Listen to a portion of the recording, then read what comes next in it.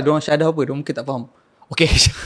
Syahadah ni adalah satu ujian yang lepas korang habis 30 juzuk, lepas hafal 30 juzuk, akan ada satu ujian ni. Yang mana korang kena baca straight 30 juzuk itu dalam masa 3 hari, 2 hari atau masa 1 hari. Tanpa tengok. Dan ustaz akan check.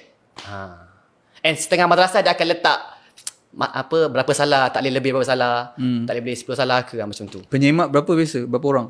Kalau masa aku tak ada 2-3 orang.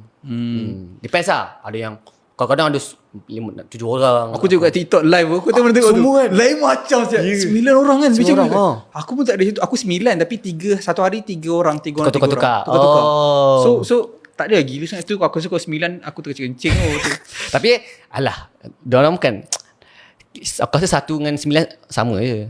Yeah. Sebab yalah, yang lain tu pun tengok sama-sambil je sekadar. Yeah. Sebab takut salah seorang, kita tahu siapa yang tak fokus kan.